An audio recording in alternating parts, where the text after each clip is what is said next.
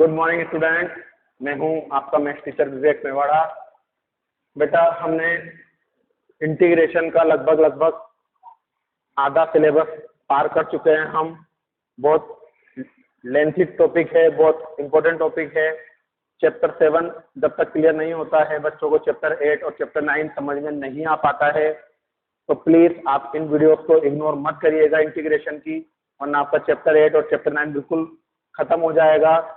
और ये 3 चैप्टर मिलके ही आपके लगभग देखा जाए तो 20 से 22 मार्क्स के चैप्टर है ये तीनों। 80 में से 25% सिलेबस इन 3 चैप्टर ने कवर कर रखा है, तो इग्नोर मत करिएगा इन चैप्टर्स को, बहुत इंपॉर्टेंट चैप्टर्स हैं।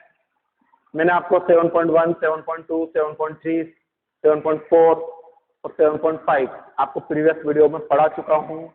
आज हम एक नया टॉपिक पढ़ेंगे। इस टॉपिक को फिर से आज पढ़ोगे, फिर से ये चैप्टर 9 में आएगा, इसलिए इग्नोर मत करिएगा। मैं आपको फिर कह रहा हूं, आज का हमारा टॉपिक है एक्सरसाइज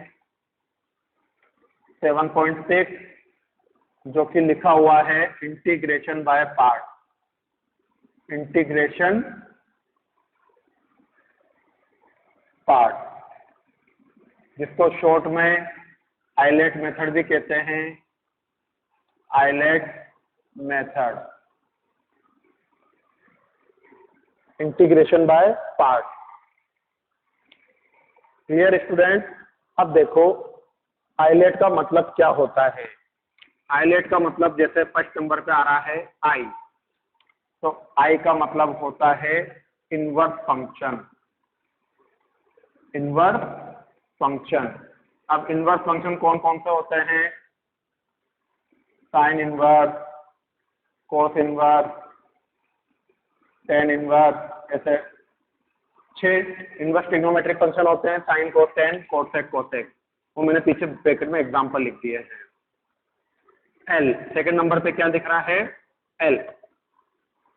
एल का मतलब लोगरिथमिक फंक्शन।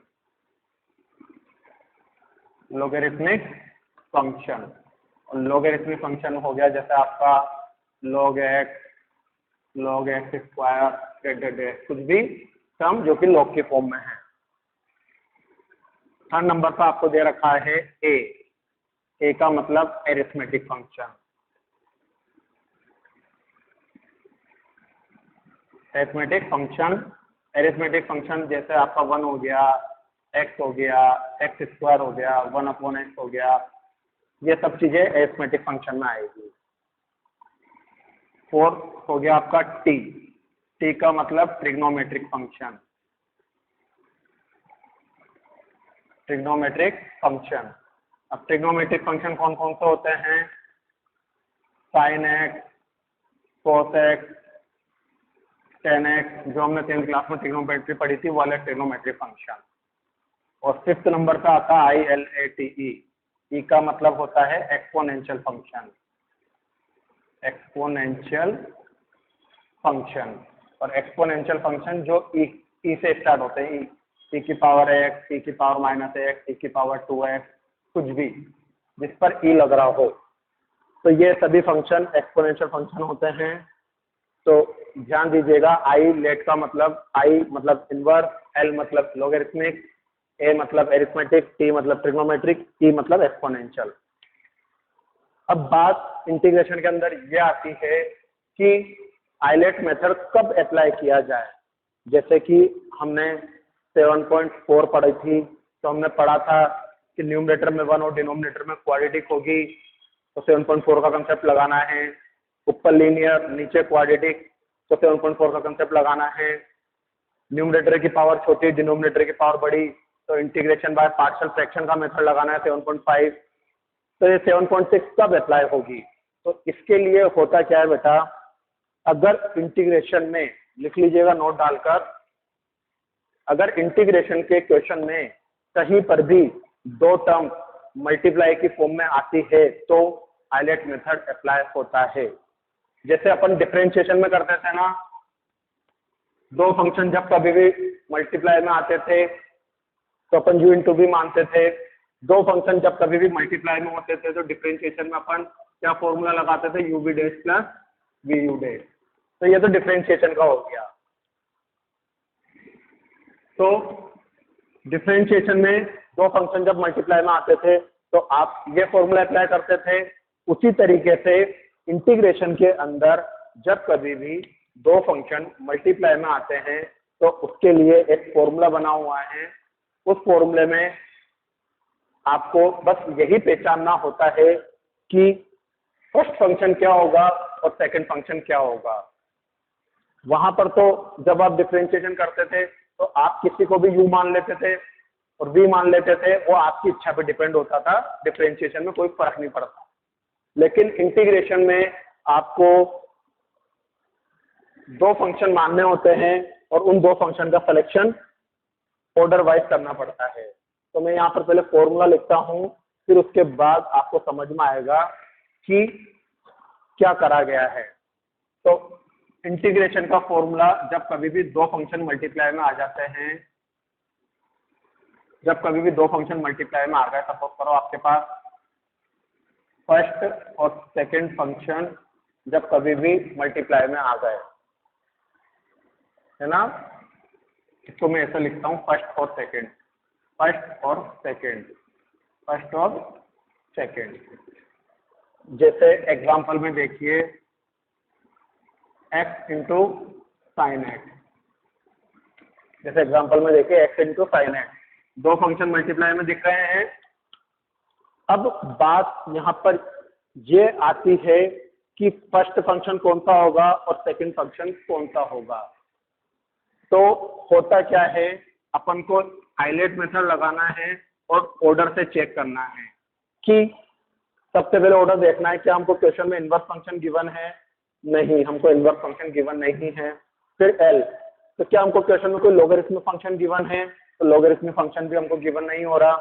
फिर हमने देखा कि हमको क्वेश्चन में अरिथमेटिक फंक्शन दिख रहा है, यस हमको अरिथमेटिक फंक्शन x दिख गया, तो ये वाला हो गया आपका फर्स्ट फंक्शन, और जो अपने आप दूसरा वाला दिख जाएगा वो हो जाएगा आपका सेकंड फंक्शन। तो इस तरीके से आप फर्स्ट और सेकंड का पता लगाओगे। पता लगाने के बाद फर्स्ट और सेकंड की वैल्यू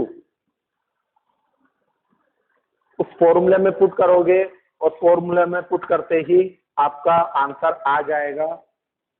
तो इसका फॉर्मूला होता है इंटीग्रेशन का, first function as it is लिखना, सेकंड फंक्शन का इंटीग्रेशन करना है माइनस इंटीग्रेशन का sine d by d x, first function का डिफरेंशिएशन, सेकंड का इंटीग्रेशन ब्रैकेट क्लोज और dx। फॉर्मूला थोड़ा टिपिकल है, फॉर्मूला थोड़ा टिपिकल है, लेकिन कंफ्यूज मत होना, सिंपल सा कंसेप्ट है। जैसे मैं आपको एग्जांपल के थ्रू बता रहा हूँ, जो आपके समझ में आ जाएगा। आपको इंटीग्रेशन का कोई क्वेश्चन दिया x into sine x D x, तो अभी हम जस्ट अभी ऊपर पढ़ के आए हैं कि फर्स्ट कौन सा होगा और सेकंड कौन सा होगा। तो ये वाला देखो, कंफ्यूज ना हो इसलिए मैंने इधर आई मतलब इंटीग्रेशन, ये फर्स्ट नहीं, उसके ऊपर इसलिए मैंने लिखा है, और सेकंड।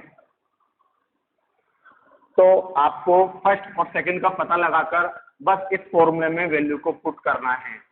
कैसे पुट करोगे, फर्स्ट वाला एज इट इज, तो फर्स्ट वाला क्या है x, इंटीग्रेशन की जगह इंटीग्रेशन का साइन लगाना। अब सेकंड फंक्शन क्या दे रखा है साइन एक्स, और dx की जगह dx, फिर माइनस, फिर वापस से देखो क्या दे रखा है इंटीग्रेशन का साइन, फिर एक बिग ब्रैकेट बनाना है, फिर डी बाई डी एक्स लिखना है। अब देखो फिर से फर्स्ट फंक्शन कितना दिख रहा है x, फिर से इंटीग्रेशन का साइन बनाना है, सेकंड फंक्शन क्या दिख रहा है साइन एक्स dx, ये ब्रैकेट क्लोज और ये बाहर dx। तो ध्यान रखिएगा, जब कभी भी फॉर्मूला अप्लाई करो तो याद रखिएगा हर बार सेकंड फंक्शन का इंटीग्रेशन होता है, हर बार सेकंड फंक्शन का इंटीग्रेशन होता है। एक बार first function as it is होता है और एक बार फर्स्ट फंक्शन का डिफरेंशिएशन होता है। तो सिंपल सा, first as it is, second का इंटीग्रेशन माइनस फर्स्ट का डिफरेंशिएशन, सेकंड का इंटीग्रेशन। तो आपको कुछ नहीं करना, ये मेन फॉर्मूला याद रखना है। इस फॉर्मूले में फर्स्ट की जगह फर्स्ट की वैल्यू, सेकंड की जगह सेकंड की वैल्यू को पुट करना है। वैल्यू पुट करने के बाद बस आपको अगली लाइन में उसका आंसर फाइंड करना है। X as it is, sine x का इंटीग्रेशन होता है माइनस का कोस एक्स, माइनस की जगह माइनस, इंटीग्रेशन की जगह इंटीग्रेशन। एक्स का डिफरेंशिएशन 1 होता है, साइन एक्स का इंटीग्रेशन माइनस का कोस एक्स होता है, और ये बाहर की तरफ एक और dx लगा हुआ है। Clear student? अब देखिए यहाँ पर, इसको मैं यहाँ पर लेता हूँ, i इज इक्वल टू क्या बचा, माइनस का x कोस एक्स, ये माइनस का साइन बाहर आ गया तो प्लस हो गया, फिर से क्या बचा, कोस एक्स dx, ये बचा माइनस का x कोस एक्स प्लस, बस कोस एक्स का इंटीग्रेशन पूछा है तो कोस एक्स का इंटीग्रेशन साइन एक्स होता है, और प्लस सी की जगह प्लस सी। तो आपका जो आंसर आया वो ये आया, माइनस का x cos x plus sine x. तो स्टूडेंट ध्यान दीजिएगा कि आइलेट मेथड को कैसे अप्लाई किया जाता है। आइलेट मेथड को जब कभी भी दो फंक्शन मल्टीप्लाई में आते हैं तो आइलेट मेथड अप्लाई होता है। आज मैंने बस आपको इस टॉपिक का इंट्रोडक्शन दिया है, एक एग्जांपल लिया है। नेक्स्ट वीडियो में मैं आपको इसके एक्स्ट्रा क्वेश्चन कराऊंगा। 2 पॉइंट है जो नोट डाल के लिख लीजिएगा। नोट 1, जब कभी भी लॉगरिथमिक फंक्शन या इनवर्स ट्रिग्नोमेट्रिक फंक्शन, जब कभी भी लॉगरिथमिक फंक्शन या इनवर्स ट्रिग्नोमेट्रिक फंक्शन अगर अकेला आता है, जब कभी भी लॉगरिथमिक फंक्शन या इनवर्स ट्रिग्नोमेट्रिक फंक्शन अकेला आता है तो उस फंक्शन को 1 से मल्टीप्लाई करके, हमेशा 1 को सेकंड फंक्शन मानते हैं, 1 को सेकंड फंक्शन मानते हैं। तो बच्चा क्या, ये वाला फर्स्ट हो जाएगा। तो ये नोट डाल के लिख लीजिएगा कि जब कभी भी लॉग या inverse trigonometric function single term आती है तो उसको 1 से मल्टीप्लाई करके 1 को सेकंड फंक्शन मानते हैं। तो इस टाइप का आपको 7.6 में एग्जाम्पल गिवन है, तो उस एग्जाम्पल से करने के लिए आपको 1 से मल्टीप्लाई करना पड़ेगा।